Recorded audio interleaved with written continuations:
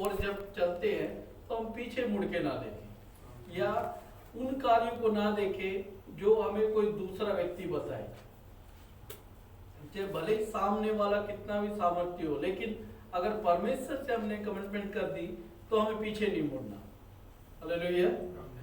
पुराने नियम में एक राजा हुआ था दाऊद। दाऊद के वंश में जब आगे बढ़ते जाते हैं तो उसी में एक ऐसे व्यक्ति को परमेश्वर ने उठाया जो वहां पे एक साधारण व्यक्ति था, कोई इतना हाई फाई व्यक्ति नहीं था, एक साधारण व्यक्ति था। परमेश्वर ने उसे उठा के एक राजा दिया, एक राज्य दिया परमेश्वर ने।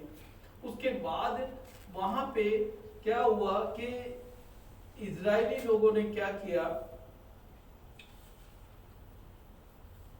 जब दाऊद राजा था तब तक सही चल रहा था, वहां पे सब नॉर्मल चल रहा था, लड़ाइयाँ हो रही थी, जंग हो रहे थे, वो ठीक है, लेकिन वहां पे मंदिर नहीं बनाए गए थे, देवी देवताओं के मंदिर नहीं बनाए गए थे। परमेश्वर का मंदिर नहीं बनाया गया वो बात अलग है, लेकिन और भी देवी देवताओं के मंदिर नहीं बनाए गए। लेकिन जब उसका बेटा सुलेमान जब राज्य करने लगा तब परमेश्वर से उसने बुद्धि पाई और बुद्धि पाके एक भवन को बनाया, परमेश्वर की ओर से ठहराए समय पे एक भवन बनाया। और ना केवल एक भवन बनाया, उसने बहुत से भवन बना दिए वहां पे। और क्या हुआ, और वहां पे जब वो अलग अलग देशों की रानियों से वो विवाह किया, उसने राजा सुलेमान ने अलग अलग देशों से रानियों से विवाह किया। विवाह करने के बाद क्या है कि ऐसी परिस्थिति उसके जीवन में आई कि वो धीरे धीरे करके अपने जीवन को जो परमेश्वर से हटा के सांसारिक की ओर ले गया, जहाँ मूर्ति पूजा वगैरह ये सब चीजें होया करती थी। और धीरे धीरे क्या इजराइल देश पूरा उसी चीज में बढ़ने लग गया, बलियां चढ़ाने लग गया, मूर्तियों की पूजा करने लग गया। ये देश वैसा बन गया, जो परमेश्वर का चुना हुआ देश था वो परमेश्वर के खिलाफ में बढ़ता चला गया। हम थोड़ा पढ़ लेंगे तब थोड़ा ज्यादा हम समझ पाएंगे। मेरे साथ निकाल देंगे पहला राजा, उसकी 13 अध्याय, उसका 1 से हम पढ़ेंगे।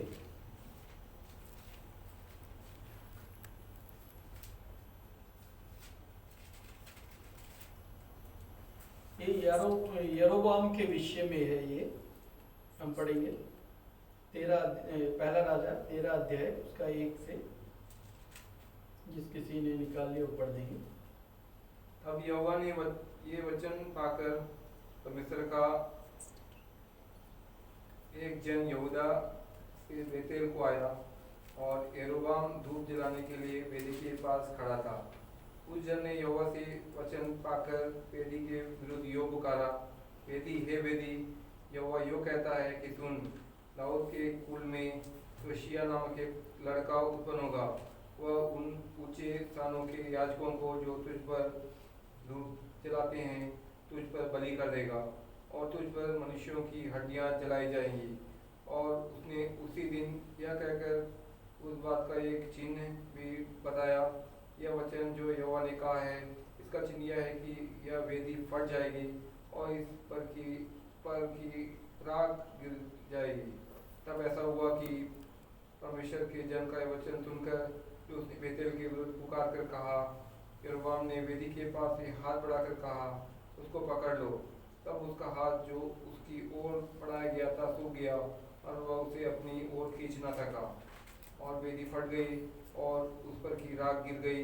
अतः वह चिन्ह पूर्ण हुआ जो परमेश्वर के जन ने यहोवा से वचन पाकर कहा था। खुदा उनके पाक कलाम के पढ़े जाने और सुने जाने पे आशीष। आमीन। यहाँ पे हम देखते हैं यरोबाम के विषय में परमेश्वर ने एक दास को भेजा, एक नबी को भेजा, वहां पे एक संदेशा देके परमेश्वर ने भेजा।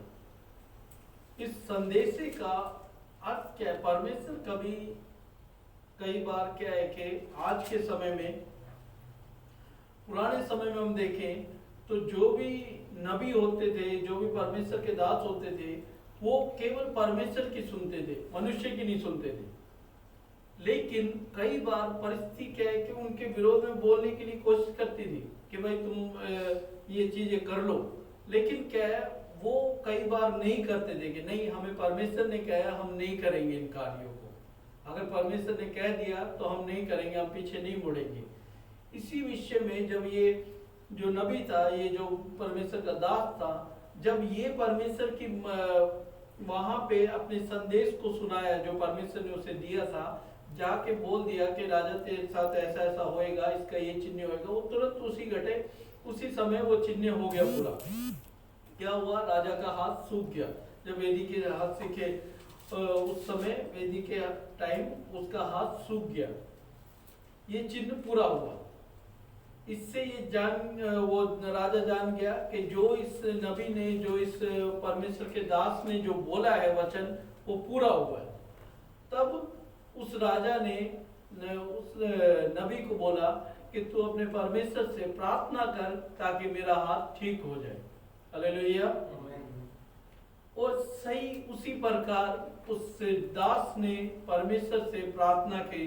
पढ़ेंगे 7 भाग से। तब राजा ने परमेश्वर के जन से कहा, मेरे संग घर पर चलकर अपना प्राण ठंडा कर और मैं तुझे दान भी दूंगा। परमेश्वर के जन ने राजा से कहा, चाहे तू मुझे अपना आधा घर भी दे तो अभी तेरे घर न चलूंगा, और इस स्थान में मैं ना तो रोटी खाऊंगा और ना पानी पीऊंगा। हालेलुया। हालेलुया। राजा ने क्या कहा कि जब इसका हाथ छठे भाग में, जब हम पढ़ते हैं, हमने 7वां भाग पढ़ा है, छठे भाग में इसका हाथ चंगा हो चुका है राजा का। अगर पढ़ना चाहे तो पढ़ सकते हैं आप। तब राजा ने परमेश्वर के जन से कहा, अपने परमेश्वर यहोवा को मना और मेरे लिए प्रार्थना कर कि मेरा हाथ क्यों का क्यों हो जाए। तब परमेश्वर के जन ने यहोवा को मनाया और राजा का हाथ फिर क्यों का क्यों हो गया। हालेलुया। आप ये सोचिए, ये व्यक्ति जो परमेश्वर का दास है कितना परमेश्वर से करीब है। हालेलुया। परमेश्वर से वचन पाया और परमेश्वर से प्रार्थना करी और तुरंत राजा का हाथ ठीक हो गया। Yes, कितना Lord. करीब है परमेश्वर आमीन की। आमीन। लेकिन जब इन्हीं अध्याय में जब हम आगे जाके देखते हैं, तब एक बात में इसने गड़बड़ कर दी। हालेलुया। अभी यहाँ पे इसने राजा से कहा, तू मुझे अपना पूरा आधा घर भी दे दे तो भी मैं तेरे साथ नहीं चलूंगा, ना तो इस घर में ना तो रोटी खाऊंगा और ना पानी पीऊंगा। हालेलुया। हालेलुया। क्यों? क्योंकि ये एक संदेशवाचक था, एक संदेश लेके आया था परमेश्वर की ओर से। परमेश्वर का एक एम्बेसडर जो एक संदेश लेके आया, एक संदेशवाचक। संदेशवाचक का क्या अर्थ है? पुराने नियम में क्या होता था, एक राजा जब भी किसी को एक संदेश लेके भेजता था तो उसका काम यही होता था कि संदेश देना है और वापस आना है, बस इतना ही करना है। ना वहां पे कुछ खाना है, ना रहना है, ऐसा कुछ भी कार्य नहीं करना। जैसे ही संदेश पहुंच जाए तुरंत वापस आ जाना है। हालेलुया। तो ऐसा ही इसने करा और वापस आने लगा। लेकिन वहां पे एक और भी जन रहता था परमेश्वर का, उस जगह पे एक और जन रहता था।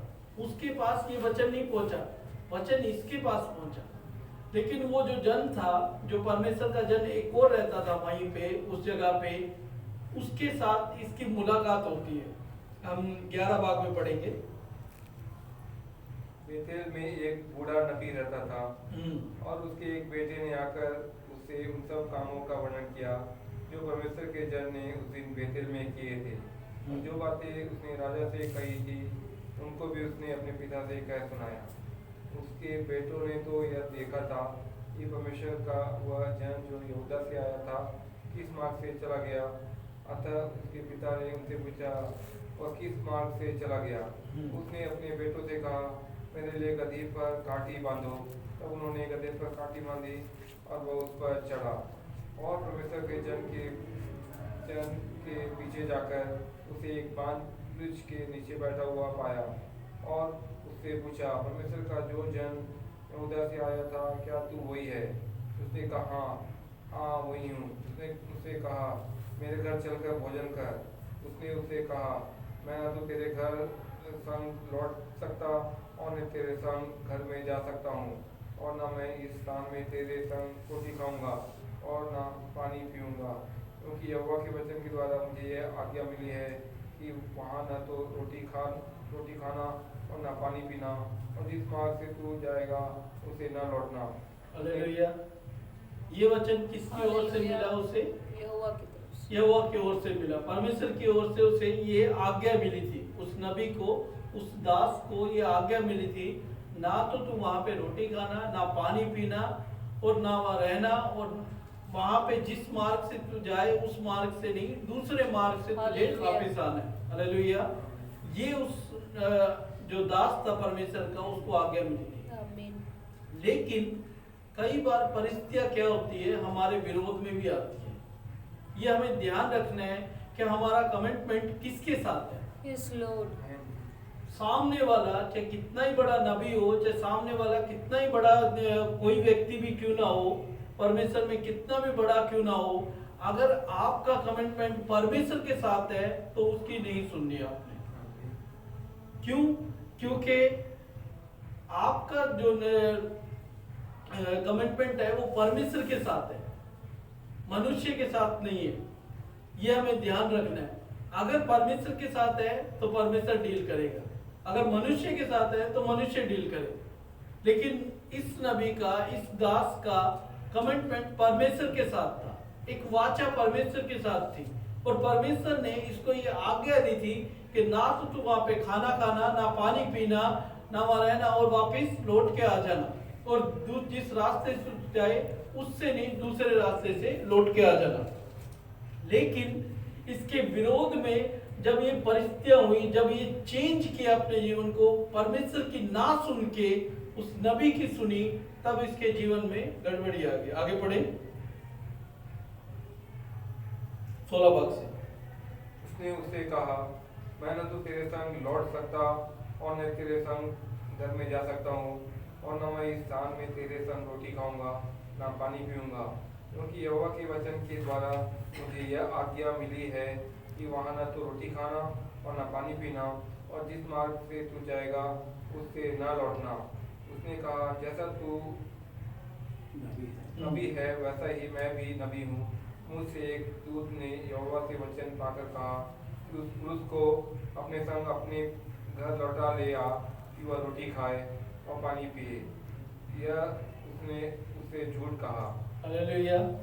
हालेलुया। आप ये देखिए, जो नबी वहां पे, जो परमेश्वर का दास वहां पे रह रहा है, उसने क्या कहा? उससे झूठ कहा। क्यों? क्योंकि वो उससे परखना चाहता था। जो दूत वहां पे भेजा गया, उसने उसको परखने के लिए वहां पे भेजा गया कि ये वहां पे तो पूरा काम करके आ गया, राजा के विरोध में पूरा काम करके आ गया, लेकिन क्या ये मेरे विरोध में काम करेगा या नहीं करेगा, ये जाके चेक करना है। तो वहां पे क्या हुआ, जब वो दास जो नबी एक दूसरे नबी से मिला और वहां पे उस कलाम को एक दूसरे से शेयर किया, उस बातों से शेयर किया, तब उस वचन, जब वो जो वचन था उसने बोला, और आपस में बातें हुई। उसने कहा कि ये मुझे एक दूत के जरिए ये कहा गया है। आगे पढ़े उसमें, दोबारा से 18 भाग को दोबारा से पढ़ लेंगे। 18 को दोबारा से पढ़ेंगे। उसने कहा, जैसा तू नबी है वैसा ही मैं भी नबी हूँ, और मुझसे एक दूत ने यहोवा से वचन पाकर कहा कि उस पुरुष को अपने संग अपने घर लौटा ले आ कि वह रोटी खाए और पानी पिए। यह उसने उसे झूठ कहा। अतः वह उसके संग लौट गया और उसके घर में रोटी खाई और पानी पिया। हालेलुया। परमेश्वर की आज्ञा क्या थी वहां पे? ना रोटी खाना, ना ना पानी रोटी पीना। खाना, ना खाना, कुछ नहीं करना। कुछ नहीं करना। लेकिन वहां पे उसने क्या किया? रोटी भी खाई और पानी भी पिया। वहां पे किसकी आज्ञा तोड़ दी उसने? परमेश्वर की आज्ञा को तोड़ दिया।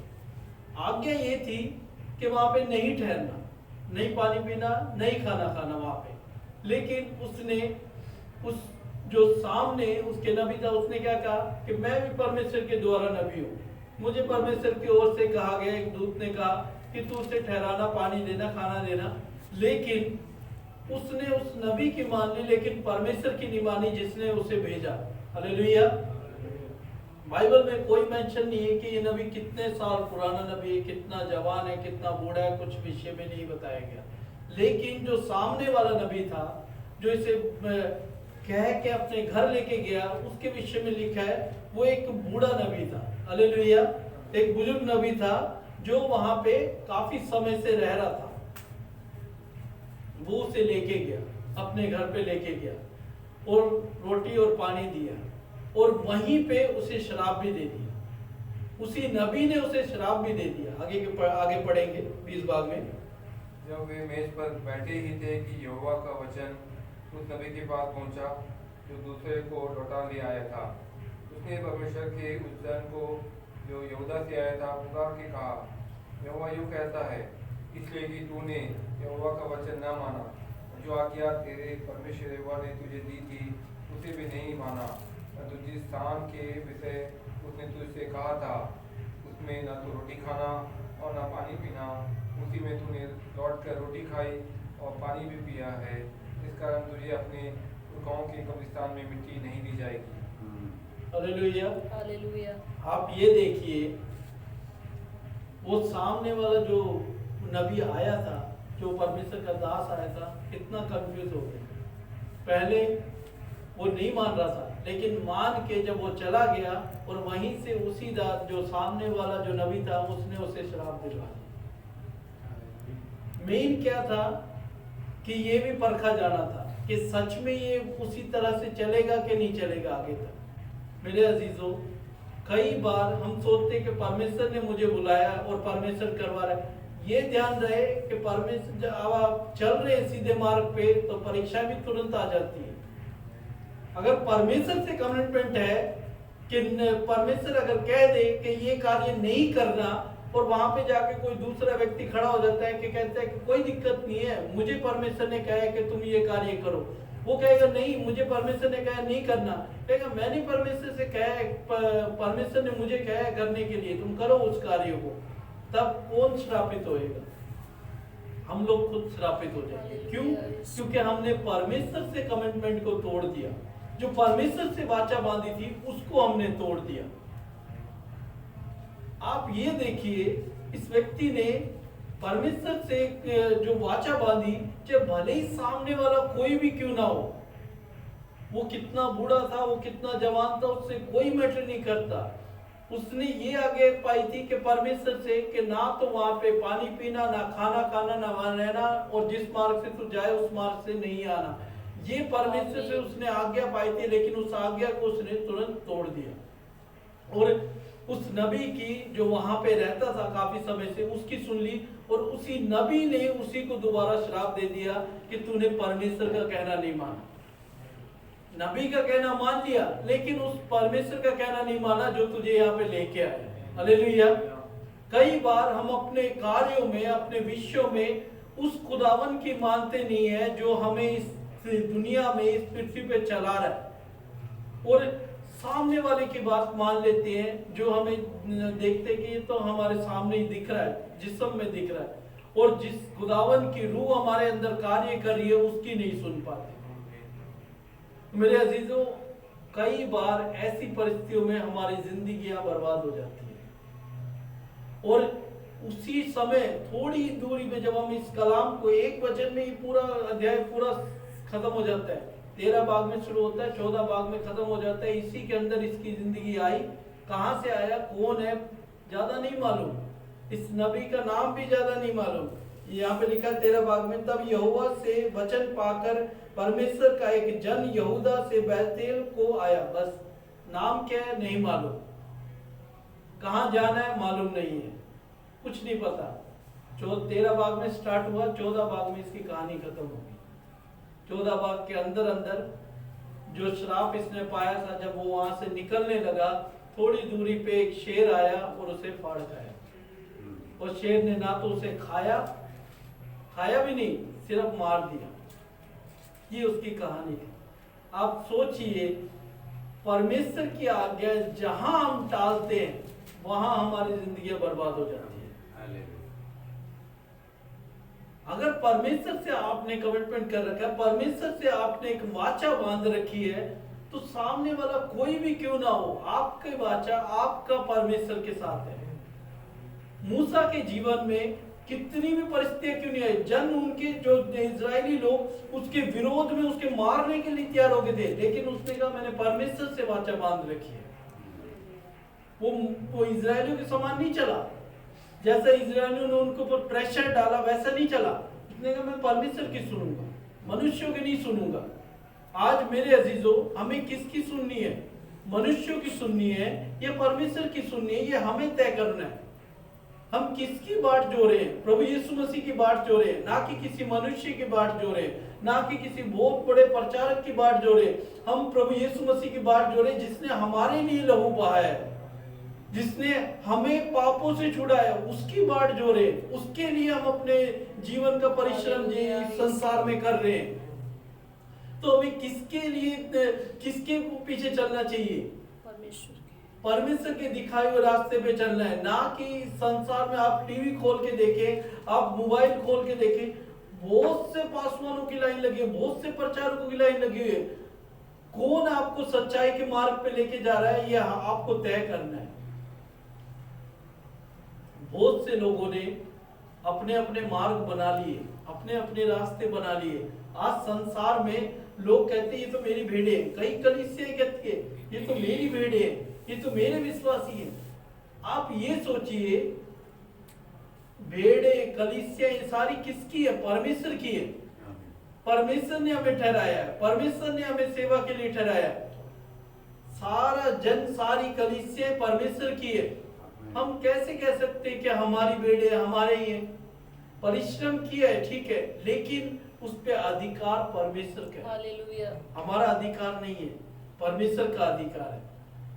अगर परमेश्वर हमें स्थिर ना करे, परमेश्वर हमें दृढ़ ना करे, परमेश्वर हमें मजबूत ना करे, अगर परमेश्वर हमें ना वहां पे उस कलीसिया में रखे, तो कौन भेड़े, कौन कलीसिया, कौन मनुष्य, कौन विश्वासी?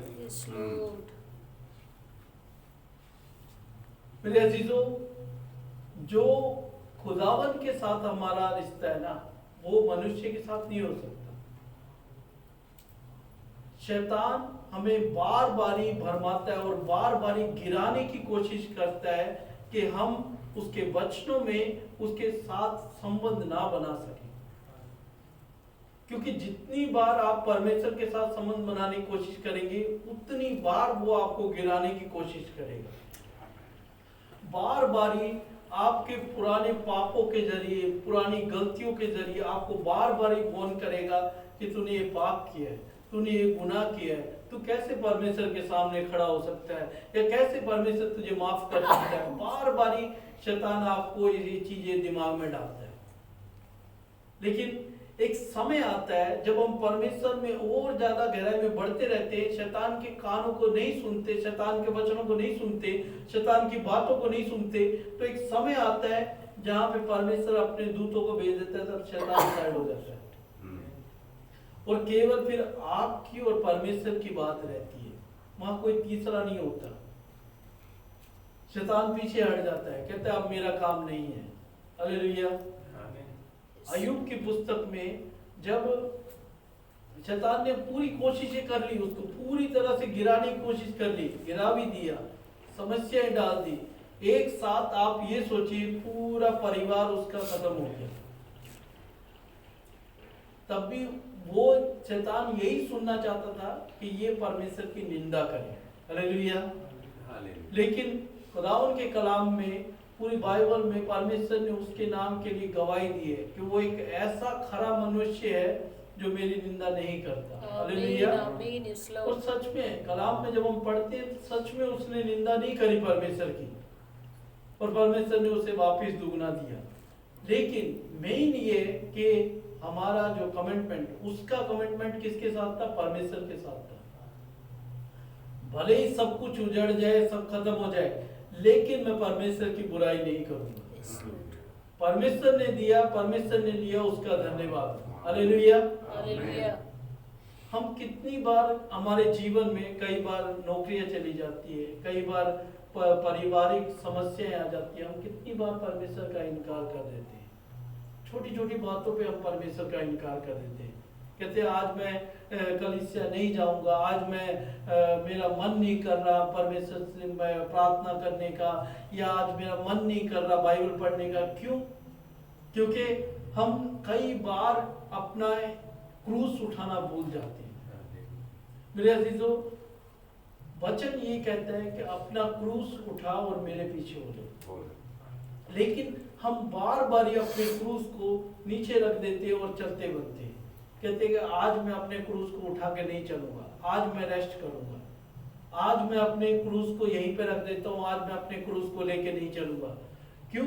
क्योंकि जो खुदावन का वचन है वो बार बार ही जब हम क्रूस को लेके चलते हैं, जब परमेश्वर के वचन को साथ लेके चलते हैं, तो संसार की बुराइयां हमारे जीवन में प्रवेश नहीं कर पाती। जब हम क्रूस को रख देते हैं, जब परमेश्वर के क्रूस को हम रख के अपने जीवन को साधारण चलाते हैं, तब क्या संसारिक बातें हमारे जीवन में आती हैं। और जब संसारिक बातें इतनी गहराई में आ जाती हैं कि फिर हम क्रूस को उठाना ही भूल जाते हैं। कहते हैं कि छोड़ो, कोई दिक्कत नहीं है, हमें बाहर से इतना आनंद मिल रहा है, हमारी आत्मा को आनंद मिल रहा है, लेकिन जो आनंद आपको संसार दे रहा है वो परमेश्वर की ओर से तो नहीं है, शैतान की ओर से अवश्य है। क्योंकि जिस आनंद को हम ढूंढ रहे हैं वो जिंदगी भर का आनंद नहीं है, कुछ समय का आनंद है। जब तक हमारा जिस्म है, जब तक हमारा शरीर है, जब तक हम इस पृथ्वी पे जिंदा है, तब तक उस आनंद को ले सकते हैं, बस उससे ज्यादा नहीं ले सकते। लेकिन जो परमेश्वर का आनंद है वो इस संसार के बाद भी होने वाला आनंद है। Hallelujah, yes Lord. परमेश्वर ने उस आनंद के विषय में हमसे कमिटमेंट किया है कि अगर तू मेरे पीछे चलेगा, अगर तू मेरे पीछे चलेगा, तू और तेरा घराना पूरा उद्धार पाएगा। हालेलुया। और ना केवल इस जगह पे बल्कि अनंत जीवन के वारिस होंगे।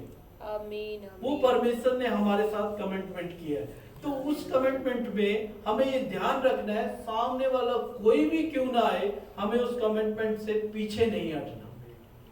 क्योंकि परमेश्वर ने हमारे साथ वायदा किया है, परमेश्वर ने हमारे साथ एक वाचा बांधी है, और परमेश्वर ने उस वाचा को पूरी रीति से पूरा किया अपने पुत्र को भेज के। उसने अपना कमिटमेंट कर दिया, क्या हम अपना कमिटमेंट पूरा ना करें? हमें भी अपना कमिटमेंट पूरा करना है, हमें भी परमेश्वर की आज्ञा पे पूरा चलना है, क्योंकि उसने अपना कार्य पूरा किया। खुदावन ने अपने बेटे को इसलिए भेजा ताकि संसार उसके द्वारा श्रापित ना हो, संसार उसके द्वारा अनंत जीवन का वारिस बन जाए। परमेश्वर ने अपने बेटे को भेज के अपना काम पूरा किया। आज हमें अपना काम पूरा करना है, जो हमने वाचा परमेश्वर के साथ बांधी है कि मैं और मेरा घराना परमेश्वर की सेवा करेंगे, परमेश्वर के राज्य के लिए अपने जीवन को परमेश्वर के राज्य के लिए बढ़ाएंगे। ये कमिटमेंट हमारा परमेश्वर के साथ है। तो उस कमिटमेंट में हमें पीछे नहीं हटना। परिस्थितियां आएंगी, हमें गिराने की कोशिश करेंगी, समस्या आएंगी, हमें गिराने की कोशिश करेंगी। वचन में लिखा है, पौलुस नबी कहता है, शैतान इस संसार में फार खाने वाले भेड़िए के समान हमें ताक में बैठा हुआ है। अगर हम संसार की तरफ मुंह करेंगे, संसार के ऐशो आराम या संसार की वस्तुओं पे मन लगाएंगे, तो डेफिनेटली हम उस राह में जा रहे हैं जो संसार की ओर से, शैतान की ओर से। अगर हमें परमेश्वर की राह पे चलना है, परमेश्वर के मार्ग पे चलना है, तो उस चीजों को या उस संसार की अभिलाषाओं से हमें मन हटाना पड़ेगा। भले ही वो कितनी सुंदरता क्यों ना हो, कितनी अच्छी लुभाने वाली क्यों ना हो, क्योंकि पाप हमेशा लुभाने वाला होता है। हालेलुया। और पाप हमेशा लुभा के आपके अगर जब हम उस पाप को ग्रहण करते हैं तो वो पूरे हमारे खानदान, हमारे घराने पे पड़ता है वो पाप। ये ध्यान रहे, जिस प्रकार हवा ने उस फल को देखा, वो चाहने योग्य था, खाने योग्य था, आंखों को लुभाने वाला था, उसी प्रकार आज अगर आप संसार में जा रहे हैं तो ऐसे ऐसे पाप हैं जो आपको लुभाएंगे, जो आपको उत्साहित करेंगे। और जब पापों को जब हम ग्रहण करते हैं कि हाँ ये पाप मेरे जीवन में आना चाहिए, ये आनंद मेरे जीवन में आना चाहिए, उस आनंद के जरिए आप ये देखिए जिस प्रकार हवा ने पाप किया, फिर आदम ने पाप किया, उसी के जरिए पूरी मानव जाति पाप आया। उसी प्रकार जब आज हम पाप करते हैं तो हमारे पूरा घराने में वो पाप शामिल हो जाता है। और वो पाप खत्म करना या पाप हटाना वो हमारे हाथ में है कि पाप को हम बढ़ावा दें या पाप को हम पाप से हट जाए। दो चॉइस रहती है, वहां पे हवा के पास भी दो चॉइस थी। एक शैतान का कहना मान के उस फल को तोड़ ले, दूसरा शैतान का कहना ना मान के अपने पति के साथ अपना जीवन बिताए। जो पूरे आप ये देखिए आदम की वाटिका में इतने फल थे, उन्हें किसी चीज की घटी नहीं थी, लेकिन उनकी आंखें क्या शैतान ने उधर रखी थी जो पाप की ओर दर्शाई गई थी। उसी प्रकार आज शैतान भी हमें वो आनंद का फल नहीं खिला रहा। आनंद का फल परमेश्वर ने रख रखा है कि इससे तुम्हें आनंद मिलेगा, सुख शांति सब कुछ मिलेगा, उस चीज को हम अपने जीवन में अपनाएंगे तो। लेकिन शैतान अपनी ओर से एक वैसा ही चीज दिखा देता है कि ये तुम लोगे तो ये तुम्हें और ज्यादा आनंद दिलाएगा, ये तुम्हें संसार का आनंद दिलाएगा जो परमेश्वर की ओर से नहीं है। परमेश्वर में क्या है? ज्यादा गीत गाना, आराधना करना, प्रार्थना करना, वचन पढ़ना, परमेश्वर की सेवा ही करते रहना, परमेश्वर के लोगों को सुसमाचार सुनाते रहना, यही है। लेकिन शैतान जो बातें डालता है, कहता है कि मेरे साथ हो ले, मैं तुझे सारा आनंद संसार का दूंगा, बैंक बैलेंस, गाड़ी बंगला, जो तेरे को चाहिए वो सब कुछ दूंगा, जो तुझे अच्छा लगता है वो सब चीजें दूंगा। प्रभु यीशु मसीह को भी तो उसने यही सब दिलाने की कोशिश करी थी। लेकिन कई बार हम क्या करते हैं, शैतान की बातों को मान लेते हैं और प्रभु यीशु मसीह के क्रूस को उतार के एक साइड में रख देते हैं। बचपन में हम जब संडे स्कूल में जाते थे तब एक स्किट करते थे। स्किट में क्या होता था, एक प्रभु यीशु मसीह का एक व्यक्ति कैरेक्टर होता था और कुछ एक जन होते, उनके फ्रेंड्स होते थे। और क्या होता था कि प्रभु यीशु मसीह एक जन होता था, वो प्रभु यीशु मसीह की सेवा करता रहता था, उसके वचनों में, उसके प्रार्थना में, गीतों में मस्त रहता था, आनंद रहता था, आनंदित। क्या हुआ, एक समय आया उसके कुछ एक फ्रेंड्स बने। तो फ्रेंड्स ने बोला कि चलो आज हम बाहर चलते हैं, पार्टी करने चलते हैं। तो उसने कहा नहीं मैं आज पार्टी नहीं करनी, मुझे तो प्रार्थना करनी है, मुझे वचन पढ़ना है, मुझे ये समय नहीं है मेरे पास। तो एक बार हुआ, दो बार हुआ, चलो कोई नहीं। फिर बार बार फ्रेंड्स बोलने लगे, प्रेशर डालने लगे। तो उसने कहा चलो कोई बात नहीं, चलते हैं। तो वो चलने लगा तो प्रभु यीशु मसीह भी उसके पीछे पीछे चलने लगे। कहते प्रभु यीशु मसीह आप यहाँ पे नहीं जा सकते, ये मतलब सही जगह नहीं है, आप यहीं पे ठहरिए, हम जाते हैं, मैं जाके आता हूँ, आप यहीं ठहरिए। तो फिर वो गए, फिर वो संसारिक बातों में, संसारिक चीजों में घुल मिल के फिर वापस आ गया। फिर संसार की ओर से फिर लोगों ने, वही उनके यार दोस्तों ने कहा चलो हम डिस्को चलते हैं, वहाँ थोड़ी मौज मस्ती करेंगे। तो वहाँ लेके गए।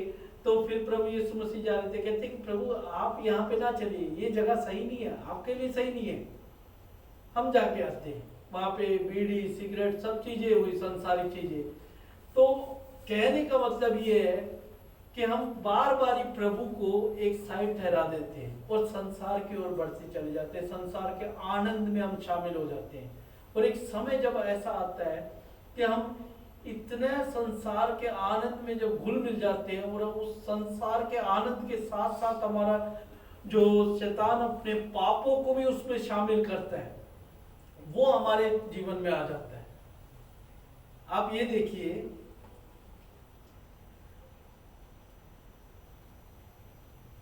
गुस्सा एक तरह से एक पाप है, गुस्सा करना पाप है। जब संसार की ओर से आप गुस्से में होते ना, तब क्या है कि कई बार गालियां भी निकल जाएंगी, कई बार बुरी बुरी बातें भी निकल जाएंगी, कई बार ऐसे विषय भी निकल जाएंगे जो आपको नहीं बोलने चाहिए, ऐसे कई बार बातें निकल जाती। क्यों? क्योंकि वो एक चीज के कारण कई चीजों को साथ में लेके आ रही है। पाप हमेशा एक नहीं होता, उसके साथ कई चीजें जड़ मिल के आती है। जिस प्रकार परमेश्वर का अनुग्रह जब मिलता है, परमेश्वर की सामर्थ जब मिलती है, परमेश्वर का पवित्र आत्मा मिलता है, तो उसके साथ कई चीजें एक साथ मिलते हैं ना। जिस प्रकार हम ग्रैंड में या कहीं जाते हैं तो कॉम्बो पैक में सब कुछ मिल जाता है, एक साथ कई चीजें मिल जाती है। तो उसी प्रकार जब हम परमेश्वर का अनुग्रह पाते हैं तो वो सारा कॉम्बिनेशन, सारी चीजें एक साथ मिल जाती है। जिस प्रकार परमेश्वर ने कहा है, पहले तू मेरे धर्म और राज्य खोज कर, ये सब वस्तुएं तुझे अपने आप मिल जाएगी। और उसी प्रकार जब हम शैतान की एक आधी बात मानते हैं तो वो सब चीजें भी एक साथ ही मिलती है। कई पाप वो भी साथ में एक साथ ही देता है। गुस्सा देगा, उसके साथ साथ झगड़ा, ईर्ष्या, बैर, ये सारी चीजें भी वो साथ में ही आ जाएगी।